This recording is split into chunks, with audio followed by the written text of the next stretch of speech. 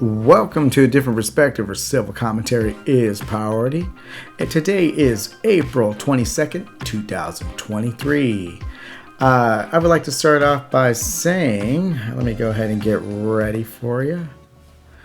Yeah. So, let me, without further ado, peaches, peaches, peaches, peaches, peaches, peaches, peaches, peaches, peaches, peaches, I love you. Yeah, I saw the new Mario movie and it was pretty good. I liked it, and I didn't really think people would be politicizing that movie. And I wasn't walking into the movie theater thinking about political takes for this movie until I saw the posters of upcoming movies. And I was like, oh, The Little Mermaid. I was like, oh, when's that coming? Because I have daughters and they like the idea of watching Disney real life movies. And yeah, I was like, wow, that movie hasn't even came out yet. I was assuming that movie had already came out and been released in the movie theaters. But due to all the reactions videos I've seen about it, and I heard it was awful, but it doesn't come out until May 26th, which is a month away from today.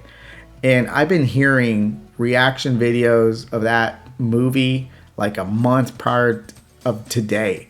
So I'm like, good night, man. How can you cry and complain and whine about how woke a movie is if you hadn't even seen it yet?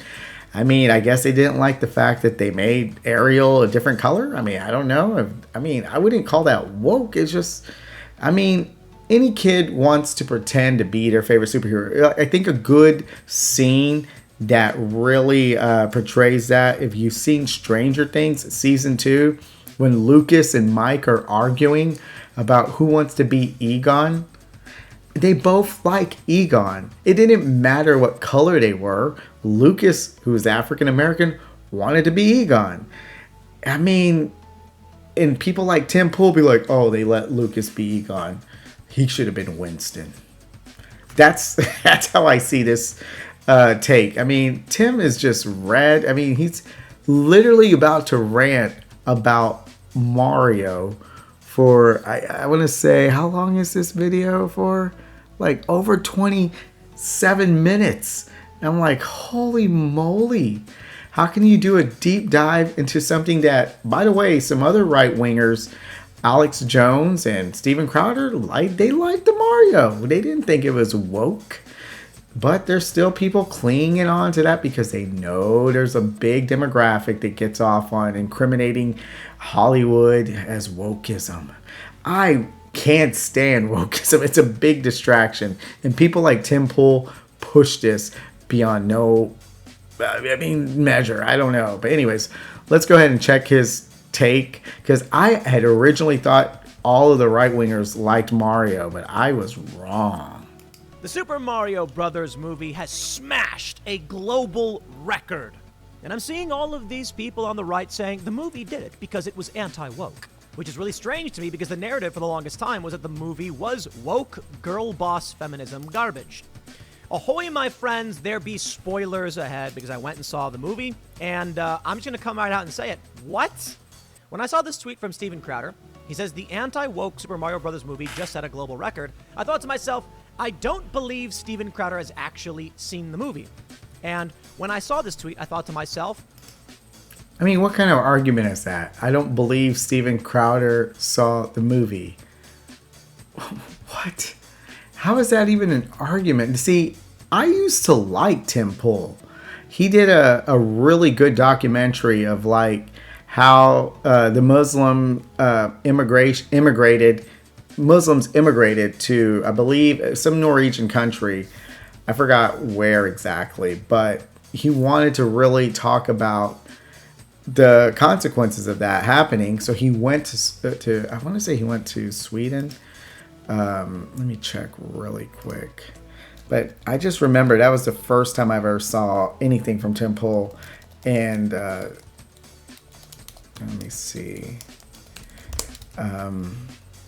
Because Trump was really, I think, degrading Sweden for taking in all the migrants from I forgot which country, but yeah, he did go. Yeah, he launched a crowd-funded effort to do so, and the U.S. President Donald Trump alluded to crimes related to immigration in Sweden. So Tim literally debunked Trump by going over there and talking to the politicians and really finding out why the problems were happening in Sweden. So it was really informative, and it wasn't left-leaning. It was just, he talked to both sides. So it was really interesting to see how people from other countries handle immigration. And they were very honest, and I really enjoyed that interview that Tim put together. Well, the first thing I thought was, is it really anti-woke? Well, it's weird because all I've heard about it is that it is woke, right? Perhaps the issue is conservatives don't want to admit that a woke film made a bunch of money, especially broke a record, when the narrative tends to be get woke, go broke. Well, as I often say, get woke, go broke is not a law, but it's more of a tendency. And when you're dealing with one of the most popular pieces of intellectual property in human history, Mario Brothers, it's bound to make a bunch of money. So here's what I did. I went to go see the movie because I think it is particularly culturally relevant. Now, to be honest, I didn't really want to see the movie a little bit. And by the way, the person that plays Mario is Chris Pratt. He's a conservative from what I remember. I think Chris Pratt he's against wokeism, I think. Let me go ahead and check really quick, because I remember there's some person that I watch, and somebody dated one of his kids, and they were saying, yeah, he was like one of those people that like to talk politics. So I'm just trying to see if there's like actual Chris Pratt, wackos on the right and left make US look more. Okay, Chris Pratt blasts Democrats with political endorsement. So there's, if you just do a Google search, yeah, so I don't know if he supported Trump or not, but he does lean more conservative from, just some basic Google search. So I don't know. I don't know who he voted for, but most celebrities, they might vote Republican, not necessarily based on a sociological, belief, but they want to make sure they protect their money, and Republicans are really good at making loopholes for people that are extremely wealthy to, protect their interests. So I don't even know who he voted for, and I really don't care. But I just know that he has been vocal a little bit before, and based on some data. Based on some interview that I saw that I can't provide the evidence with, someone said they dated his kid, and they had that conversation at the house, and it was awkward. So anyways, let's go ahead and listen a little bit more to Tim Pool. I like Mario. I grew up playing Mario. I'm interested in seeing how they could do this movie, considering back in the 90s they made some weird movie. So, warning, spoilers. But I'll just say it right now. After going and watching the movie, I would say on a scale of 1 to 10 in terms of how woke the movie is, I'd give it a 6.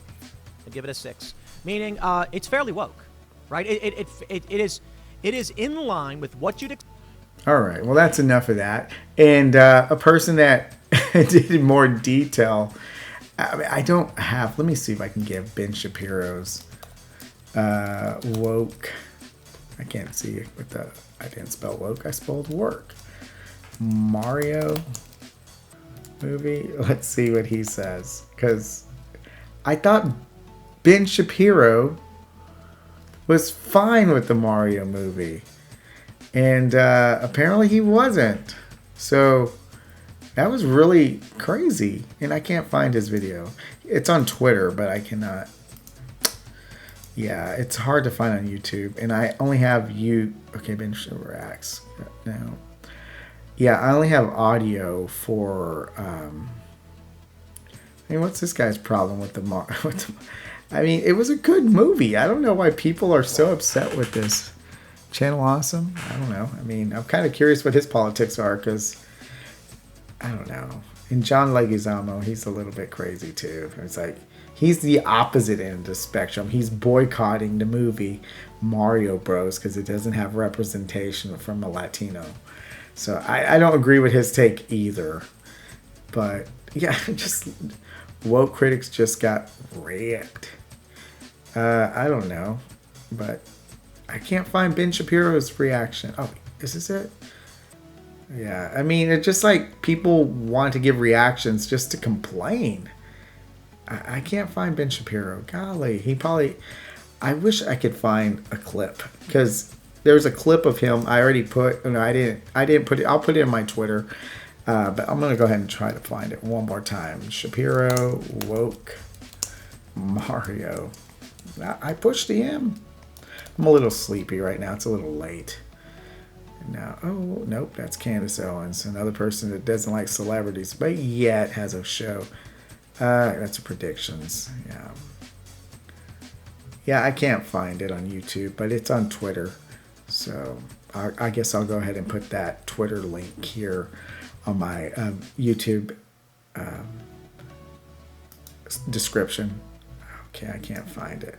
But a lot of conservatives are just like reactionaries to random small content creators of like, I don't know who that person is, reacts to a confusing leftist on TikTok. They find kind of nobodies on TikTok and they make them more famous, like the Budweiser stuff. I didn't even know who that lady was, or the trans person. I mean, she, her, I'm not an a-hole if she wants to be called a her. I mean, and I think Steven Crowder and some other people correctly gendered so many trans because they look like women. So like, oh yeah, especially, what's her name? Blair, I forgot her name, but yeah, they called her the correct gender pronoun that she wanted. So it's just really interesting how they slip up on it too. I don't see why you would get mad at Mario. I'm sorry. I'm just wasting time scrolling through this because it's really amazing to me. So anyways, let's go ahead and go to the actual substance of this video. I want to criticize somebody from the left. So today's topic of discussion is criticizing Marianne Williamson and offering my take, and also talking about PBD, a tweet. It's a podcaster that's more right-leaning, and he's just putting out some, like, not necessarily talking points, but things that I'm used to seeing, and I'm going to, counter what he says today. So let's go ahead and start off with those tweets. Let me go ahead and get my bookmarks ready, and let's start off with Crystal Ball's tweet in support of Marianne Williamson.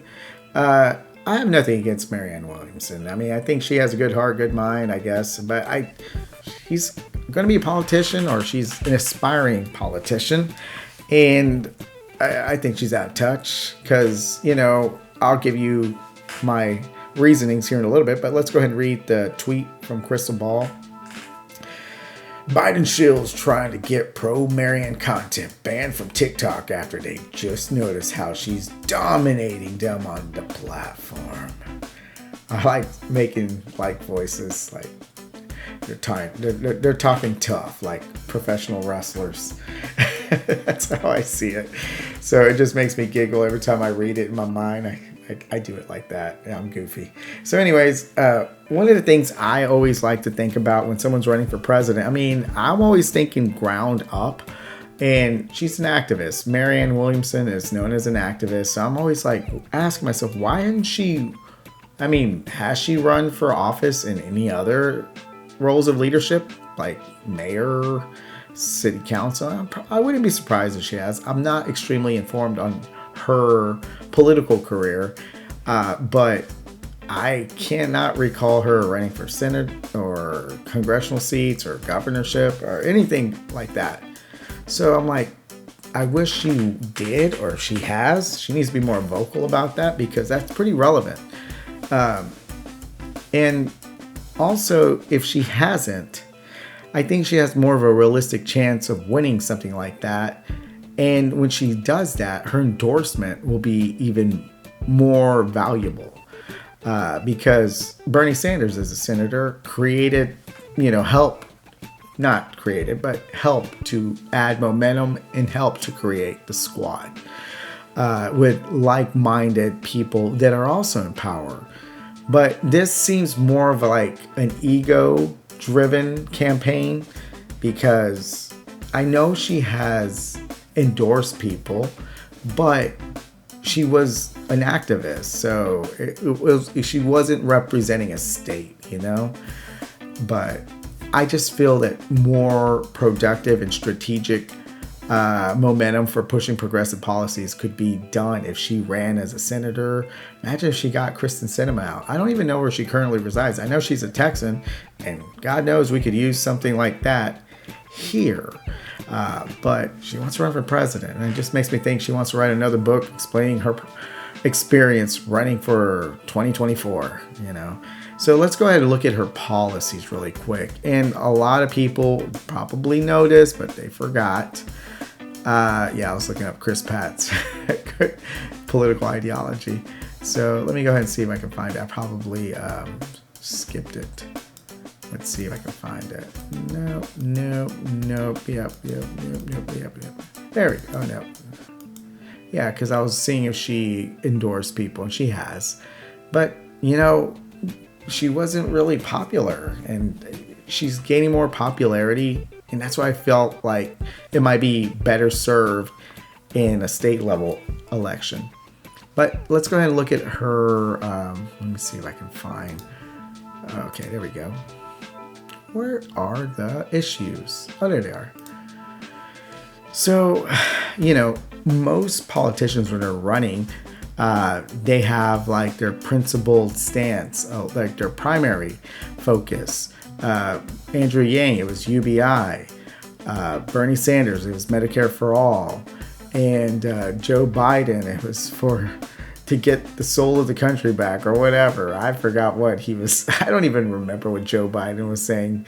The main thing we needed to do to be a better country, to get our country's soul back, or whatever. I don't remember what he said, what platitude he used in the primary. But here are her policies, and there's a lot of them, which that appeals to people. I get it, but only so much can be done. And I did know her for really talking about reparations. But realistically, what does she feel like she's going to get done in the first 100 days of office?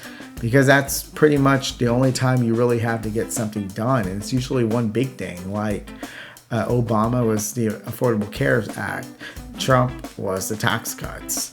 And Biden had to take care of the pandemic, which a lot of people, it's really interesting to see the perspective of a conservative on this, because I've heard both sides and they nodded their heads to both sides. They're going to say, did Joe Biden do anything to help you out during the pandemic? He didn't do nothing, right? Yeah, he didn't do nothing. And then on the flip side, Joe Biden was handing out free checks with people that lost their jobs, and they were making money staying home than rather going back to work. Am I right? Yeah. So did he do something or do nothing? So I just really don't understand that logic. So, I can see how some people would think, yeah, they're just staying home, they're not being productive, whatever. But that just took away the argument of Joe Biden doing something or nothing. You can't believe one without denying the other. It's just like, okay, if he didn't do anything, well, how come people have money and they're just staying at home? Or if he did something, but yet it was nothing, I don't know. It can only be something equals something, man. It's just not me being left-leaning. It's just me being, logical.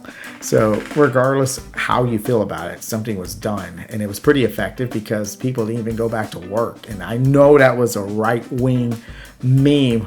Go back and get a job. We got jobs available and people aren't going to work. I saw that with people on my Facebook account. I was like, dang.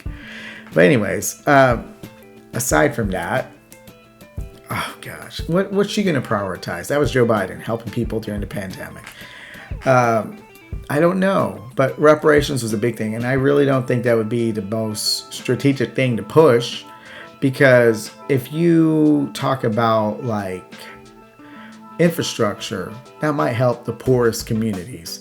And you have a lot of communities here in the United States that are drinking contaminated water. And that would probably help with people of color a lot more than, middle class folks. So if you want to address poverty, which is another issue that resonated with me, the AntiPoverty Plan. And the thing that stuck out with me the most was the word plan. I was like, all right, she has a plan. Because Bernie Sanders already had the legislation, the bill written out for Medicare for All, how the tier system would work. I was like, awesome. And he was getting bipartisan. I mean, he got all the Democrats to buy into it. And they all raised their hand if they would co-sign on there. That's how much work was put into his plan. Let's read this plan. I'm not going to read it all. I've already read it. But this is, it's shocking to know the richest country. And she gives you stats of like how bad things are in here. And then she emphasizes how the lobbyists have a control of all these things that we could do, but we're controlled by lobbyists in the wealthiest nation. And after World War II, there was an economy that worked well for the youth. And Reaganism brought hyper-capitalism to our front door. So it ruined the American dream. Where's the plan? I mean, as a person that's on the left, you're preaching to the choir. Again, plan. Should we as a country turn a blind eye? So she's talking about statistics that are taking away federal money from safety nets on this paragraph.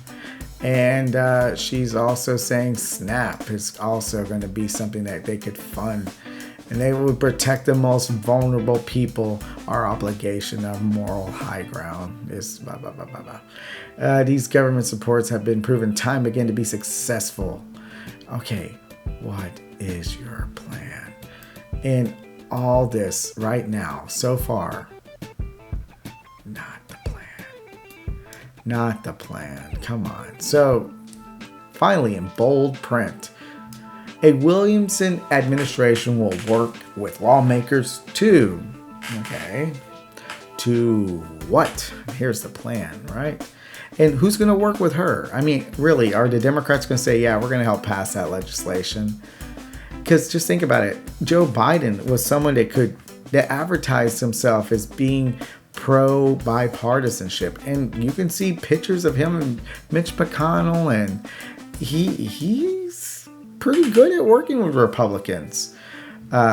So this was really interesting when I read this. Declare an unconditional war on poverty. Okay. So, and aim to relieve and cure its symptoms in order to find solutions to prevent it. That's a nothing burger. I mean, okay. Like, how can I take that answer seriously? I mean, there's poverty here let's just address the poorest people. And they're poor because they can't get a job. And I don't think most conservatives understand this. Let me go ahead and explain it to you since Marianne cannot. When you're poor, you don't have a house. When you're poor, you try to get employment and they need to call you. You don't have a phone. You don't have a phone. If they need to mail you, you don't have an address to put on your application. So that probably needs to get solved. And I think Marianne's and she's wealthy. So obvious things are just like, she doesn't know these things. They don't have IDs. They can't vote to help with their situation. So, it's just, if you don't have a house and you're going to go, okay, today's my big day. I have my interview. Oh, I found a hose. I'm going to shower off. I don't have a razor. I can't shave. Look as presentable as I want to. I'll go for my interview. You come back, all your personal belongings are gone. I mean, there's so many obstacles when you're poor and have nothing. And I know there's a lot of conservatives out there saying, well, you know what? There was one time when I didn't have that. And I was like, I get it, dude. I mean, I could go that route too. I mean, I never grew up in poverty, but I can realize whatever applies to you will not apply to everyone else. I mean, there's a problem that gets bigger, and if we ignore it and just use you and your situation as the norm, we're not going to fix jack. So it's just like we have to think differently. And perhaps along the way, there were things that helped you get a foothold to allow you to go forward. Now, not everyone will have the same life experience, and that's why we have to look at data. If the data is showing, wow, there's more an increase of people just living in that area of the city, and those encampments are getting bigger, drug use is getting worse, petty crimes getting worse, now it's leaking into local businesses, that cost seeps onto the regular person. And then our taxes pay for incarcerating people. And I think Utah, let me go ahead and see really quick. I think Utah, the state of Utah, oh my gosh. I had a brain fart. Utah, state of Utah. I should put state of Utah. State of Utah housing poor. Rental help, National Low Income Housing Coalition, Development and Workforce Service, Housing and Community Development Programs. Housing market is bad but worse for affordable. No, I think Utah had a program to house homeless people.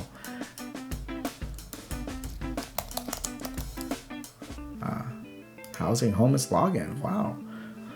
Hotline. Wow. Homeless Connection Hotline. Interesting. Does Utah provide housing for homeless? Yeah. The Utah Office of Homeless Service Administration, the City of Utah to Housing Program. So, yeah, to fix homeless issue, give them a house. It's like they have an address. They probably have a phone. They have a place to secure their belongings so they can get a job and pay taxes and get involved in politics and become a more productive citizen instead of getting involved in drugs, making their situation worse and more costly to others. I mean, that was one of the benefits that I saw from that Tim Pool interview in Sweden. Even a conservative was saying, you know what, we had a lot of issues of taking the people that were coming to our migrants because we failed them. People want three things. They want money, respect, and work. We weren't able to offer work. So they didn't get any respect and they didn't have any money. And the thing that offered them respect, money, and a place to live was crime. And I was like, wow, that's accountability. And that's one of the things Tim Pool was like, right on. And if it wasn't for Tim Pool, that was like my one of my switch going to the left, that interview, because when I heard that person from Sweden say that resonated with my right-wing mentality of being accountable. So I was like, right, I wish we had leaders like that. So anyways, yeah, so Utah, they put people in houses. And you would have to in Utah, it's so cold. So yeah, that's just one of the things that I was wanting to criticize Marianne, because I don't think she talks to poor people. She just talks to people that have passion about, I don't know, activism. But you have to get on the ground and talk about stuff, man. If you don't, you're not going to know their plight. And that's what's cool about this. I get to talk to people and I get to learn. But anyways, let's go ahead and look at the next criticism I have for the next person. So I think that's pretty much all I'm going to say about Marianne Williamson. I think she would be good at a state level leadership, but not so much as the president. And if you're a supporter of Marianne Williamson, I would love to have a conversation with you just to hear what you have to say and go ahead and, advocate your support for her. All right, the PBD Podcast.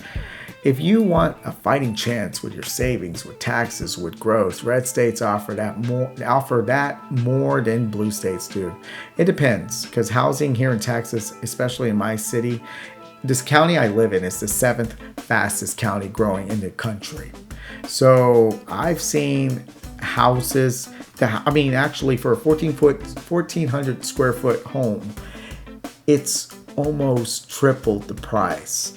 It's already more than doubled. So it hasn't tripled officially yet, but it's just like not even new homes with a 1,400 square foot are like over 300K.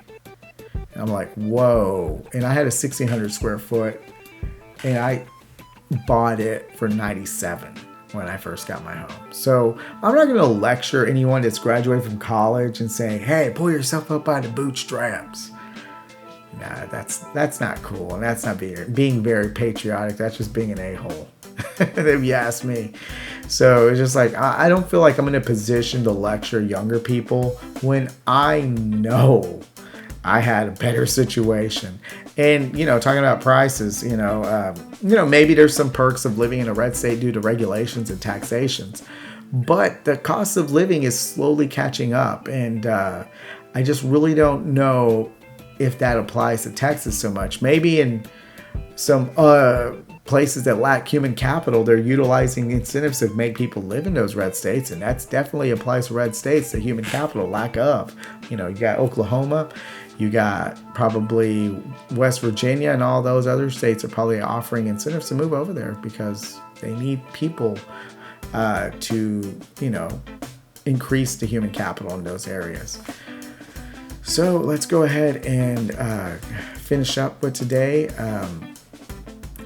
The last thing I wanted to say is in regards to prices and the cost of living. A lot of people like to complain and blame Biden for gas. And one of the things that I recognize naturally, and this is not being left or right, is this is a world pandemic. COVID affected all the world.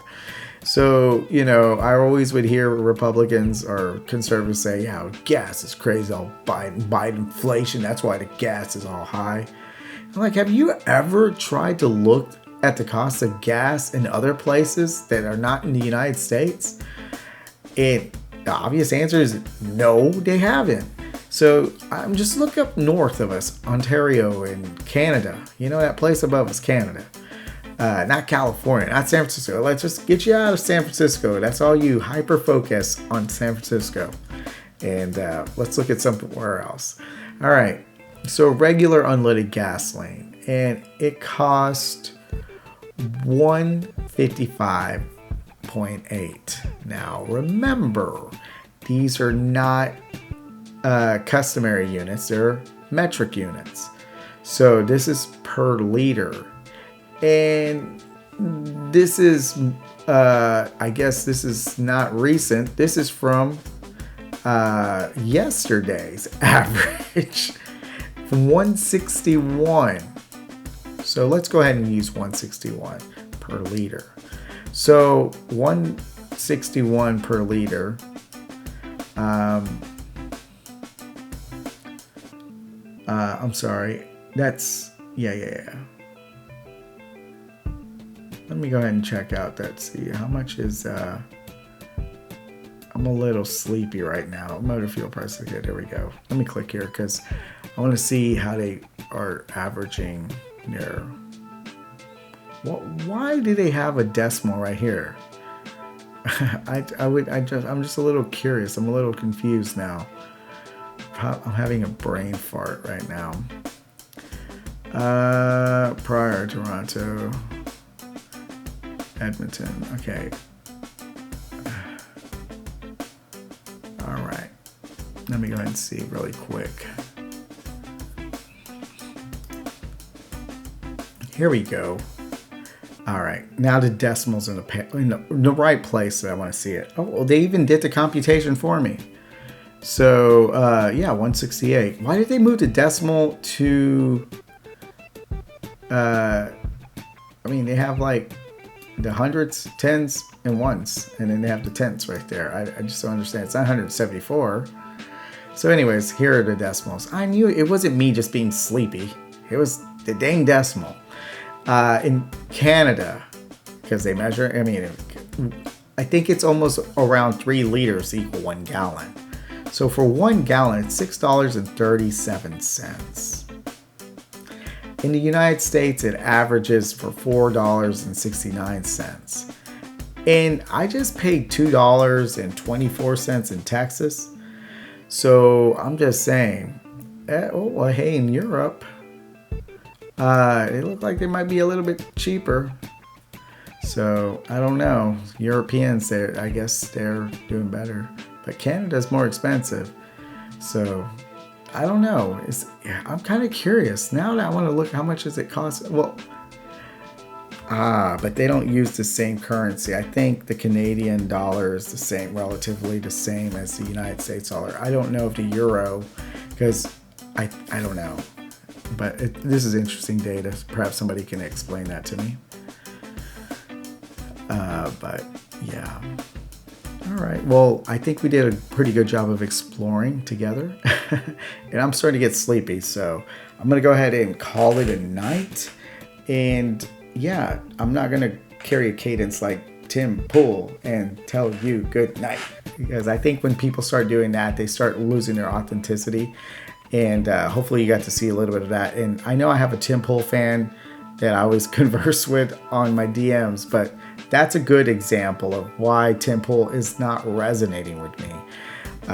Talking about silly stuff like that and talking like a robot and hey-oh, stuff like that. So that doesn't appeal to normal dudes like me. So, hey, everyone, have a great night. If you didn't like Mario, whatever, have a good one.